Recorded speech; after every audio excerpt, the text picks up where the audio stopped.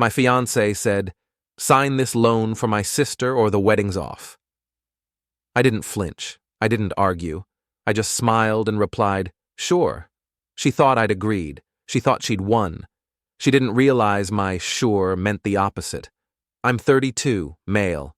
Been with Claire, 29, for almost 4 years. We were 8 months into our engagement, living together in my condo that she insisted on calling our place. Wedding planned for December, families already putting down deposits, invitations half designed. On paper, life looked steady, except for her sister, Beth. 26, job hopper, influencer wannabe, buried in debt, but somehow convinced she deserved a condo of her own. The bank laughed in her face, unless she had a co-signer. Claire's parents couldn't qualify, so the obvious target became me, the responsible fiancé with good credit and a stable salary. At first it was subtle. Family dinners with jokes about how I'd soon be part of the family, so of course I'd help Beth. Then it was Claire late at night whispering, "It's just a signature, you won't really have to pay anything." Each time I said no, politely, firmly, consistently. But saying no wasn't in Claire's vocabulary. For weeks it built until that night on the couch when she finally snapped. She set down her phone, crossed her arms, and gave me the ultimatum, straight-faced. "If you don't sign this loan for my sister, the wedding's off." I smiled, nodded, and said, "Sure." She blinked, then smiled back, smug, already pulling out her phone to text Beth. "He's going to do it, don't worry." The next morning, instead of calling a bank, I was sitting in a realtor's office signing papers for a 3-bedroom house in my name only. Offer accepted. Closing in 3 weeks. Update 1. 3 weeks later, I walked into my new house with a set of keys that had only my name on them. Fresh paint, empty rooms, utilities already transferred. Freedom echoed off the walls. Claire thought I'd been spending long hours at the office. In reality, I'd been meeting with the realtor, signing closing documents, setting up movers. While she was busy shopping for wedding decorations, I was buying appliances for a place she'd never live in. That same week, Beth called me. "Hey, the bank says they still don't have your paperwork." "Did you forget?" I didn't raise my voice. I didn't explain. I just said, "I didn't forget. I just didn't do it." Silence, then a shriek. "Are you kidding me? Do you realize what you're doing to Claire, to our family?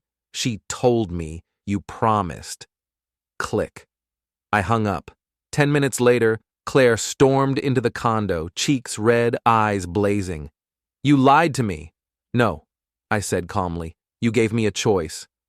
Sign for your sister or the wedding's off." I chose. Her mouth opened and closed like she couldn't believe what she was hearing. "You're throwing away 4 years and engagement over this?" "Watch me."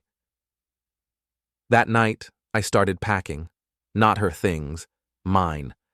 Folded my clothes into the suitcase, collected my important documents, unplugged the TV and game console. Claire followed me around, begging 1 second, screaming the next. "You can't be serious. You can't just walk away like this." But by the weekend, the movers carried every box of mine out of the condo and into my new house. I handed Claire the spare key she'd been using. "Find somewhere else. Lease is in my name." She went pale. "You wouldn't dare kick me out." "I live here." "No," I said. "You stayed here." Big difference. That night, the text started. "We can fix this. I was stressed. You don't understand how much Beth needs this. Please don't throw us away over money." I didn't reply. The next morning, she tried another angle. "Fine. Forget Beth. We'll figure it out. Let's just get back on track. Too late." The track had ended the second she told me the wedding was conditional on her sister's loan. Update 2. The family counterattack started within 48 hours. First, her dad. He left me a 3-minute voicemail full of threats about legal consequences if I didn't honor my commitment. He said I was destroying Claire's future, humiliating them, abandoning my responsibilities. I forwarded the voicemail to my lawyer. He called me back laughing. There's no contract. There's no commitment. You didn't sign a thing. They've got nothing. Next came her mom. She called, crying, her voice all shaky and dramatic. How could you do this to Claire? Do you know how humiliated she is, telling people the wedding is off? You're ruining her life. You're ruining ours. I didn't yell. I didn't argue. I just said, Claire made her choice. She chose her sister's loan over our marriage. I respected that choice. Then I hung up. That night, Claire showed up outside my new house. She pounded on the door, shouting loud enough for the neighbors to peek through their blinds. We can work this out. Don't do this. I love you. My Ring camera caught every second. I texted her a screenshot of the video with one line. Don't come back here again. Next time, it's trespassing. She didn't stop. The next morning, she posted a long, teary rant on Instagram. He abandoned me right before the wedding, said I wasn't worth helping my family. Don't ever trust men who pretend to be providers. The comments rolled in. At first, a few of her friends sided with her, until one of mine slid into the thread with a simple screenshot. The text where she told Beth, "He's gonna do it. Don't worry."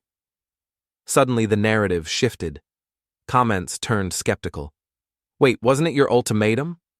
So he didn't abandon you. You gave him conditions. By evening, she deleted the post. Beth tried next. She DM'd me, threatening to tell everyone I was financially abusive for not co-signing. I sent her a one-word reply, try. Claire's dad tried again, this time with more bluster. We already told people about the wedding. Deposits are paid. Do you understand the embarrassment this is causing us? Then maybe don't hinge your daughter's marriage on her sister's debt, I said, and hung up.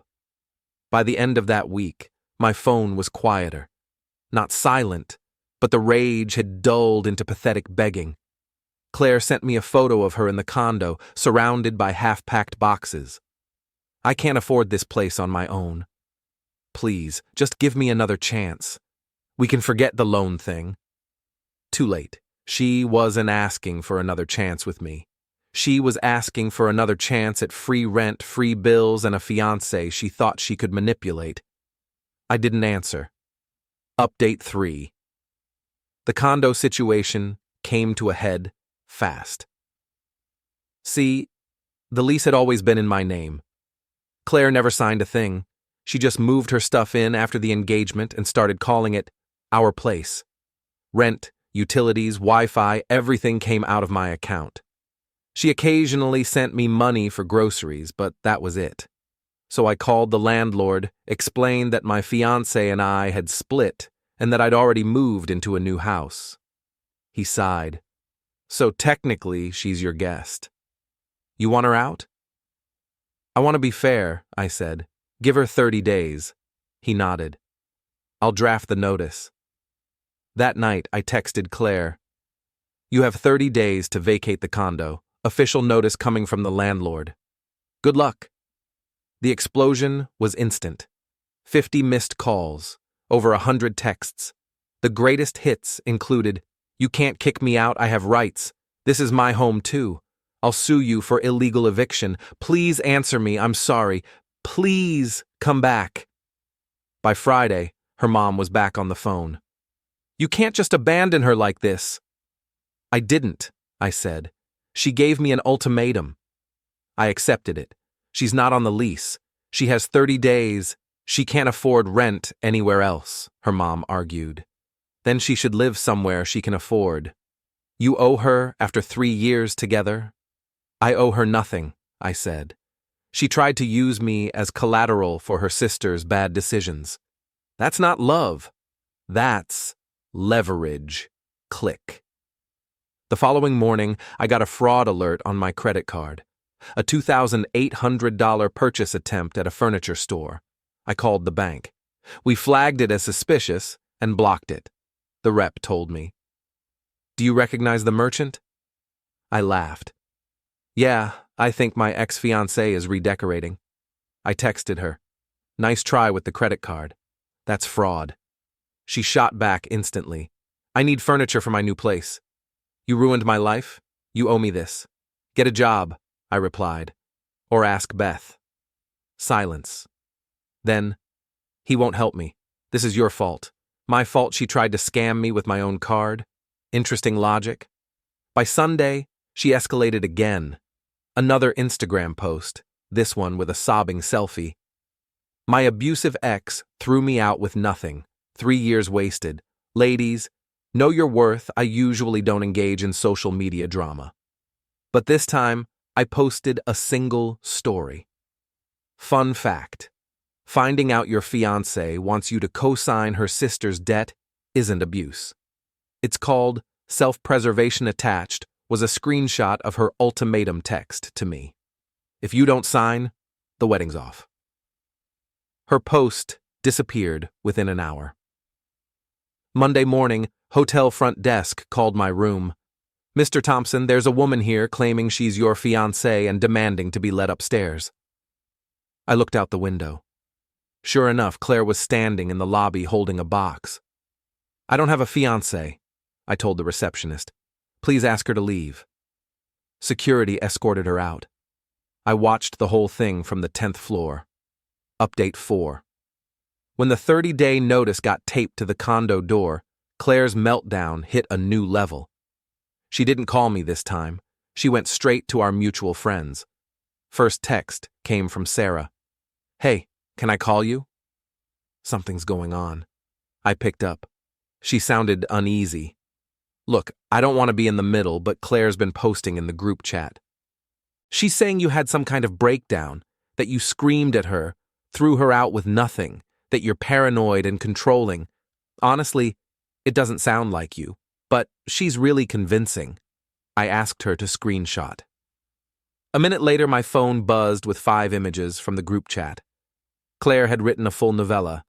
How I tracked her phone, screamed for hours, burned her things, left her homeless. Complete fabrication. Ben and Emily were eating it up, sending sympathy. Mark was just reacting with emojis. I knew if I just denied it, it'd be my word against her tears. So I didn't deny. I documented. I sent Sarah and Mark a private message with 3 attachments. 1, a screenshot of Claire texting Beth. He's going to do it, don't worry. Proof she'd lied about me agreeing. 2, the official notice from the landlord with my name only on the lease. Proof she wasn't a tenant. And 3, her ultimatum text. If you don't sign this loan for my sister, the wedding's off. I ended the message with, I never screamed. I never threatened. I never burned her things. I just took her at her word. She said the wedding was off if I didn't co-sign. I agreed. Sarah replied within 10 minutes. Wow. Just wow. We had no idea. I'm so sorry. We believe you. We're staying out of it, but we support you. Mark sent a simple, holy she, followed by a thumbs up. By the next morning, the group chat had gone quiet. Claire had overplayed her hand, and the people closest to us saw through it. That's when her mother tried round 2. This time, fake sweetness dripping through the phone. Listen, I know things are tense, but there's been a mistake. Claire realized she left a very important family heirloom at the condo. Her great-grandmother's pearl necklace. Priceless. Sentimental, you understand. Could we come by, just for 5 minutes to look for it? It was so transparent it was almost funny. If I let them in, they could claim tenancy, refuse to leave, drag me into a whole legal nightmare. I didn't say no. I didn't say yes. I said, that sounds serious. Good thing I have a security camera in the living room. Records the front door. Let me check the footage from the day she left. If she wasn't wearing it then, maybe it's still inside. I'll call you back. The silence on the other end was delicious. Then a weak, oh, a camera. I reviewed the footage anyway. And there she was, 8:12 a.m. the morning she moved out, walking through the door wearing the necklace. Zoomed in, crystal clear. I clipped the video, emailed it to her mom with the subject line, "Found it." Body of the email, "Good news. The necklace wasn't left behind. See attached. They never called again." Update 5. A month in, the extinction burst was something to behold. Claire had burned every bridge she had. Friends saw through her lies. Her parents couldn't spin the story anymore, and Beth was drowning in collection calls now that the bank had denied her for good. Claire tried one last card. Desperation. She showed up at my new house again, pounding on the door, crying loud enough for the whole street to hear. "I made a mistake. I'll cut Beth off. We can still get married. Don't do this to us." I didn't open the door. I didn't even move from the couch. My phone buzzed with notification after notification, missed calls, voicemails, texts that swung from begging to fury to threats and back again. One voicemail I saved. Her voice was trembling. "If you think you can just walk away, you're wrong. You'll regret this. I'll tell everyone you used me, that you left me homeless, that you're a narcissist who destroyed my family." I replayed it twice, then saved it to the same folder where I'd stored her ultimatum text, the landlord notice, the video of her wearing the necklace. A neat little collection of evidence. The next week, I heard from a co-worker that Claire had tried calling my office again. She told the receptionist she was my fiancée, and there was a family emergency. My manager pulled me aside, concerned. I showed him the texts, the ultimatum, the screenshots. His response was simple. "Don't worry. She's not welcome on the premises. Security added her photo to the watch list." By week 5, karma had finished its work. Beth defaulted on another loan, and word spread quickly through their family circle that the sisters had tried to rope me into financial ruin. Claire's parents, humiliated, stopped defending her. She lost the condo after the landlord filed eviction papers. The day she moved out, a neighbor texted me a photo. Claire, dragging her boxes down the sidewalk alone. The final message came 2 weeks later from an unknown number. "You won. Are you happy?" I stared at it for a while. Then I typed back, "I didn't win anything. I just refused to lose." Blocked the number. Now? I'm sitting in my own house, smaller than the condo but entirely mine. No ultimatums taped to the walls, no sister-in-law disasters lurking in the corners. I got promoted last month. My new neighbors are good people. On weekends, I'm repainting the spare bedroom, turning it into a music room. Life is quiet, peaceful. Sometimes I think back to that night on the couch. Claire's smug smile, her arms crossed, her voice dripping with confidence. "If you don't sign this loan for my sister, the wedding's off." She thought it was a threat. She thought she had me trapped. She thought I'd never walk away because of the time, the history, the wedding plans already in motion. But she was wrong. I didn't argue. I didn't yell. I didn't beg. I just smiled and said one word. "Sure." And that was the most expensive sure she ever got. It cost her the wedding, the condo, her reputation, and the future she thought she had lined up. Me? It bought me freedom. And every time I unlock the front door of the house with only my name on the deed, I remember best signature I ever made was the one on papers she never saw.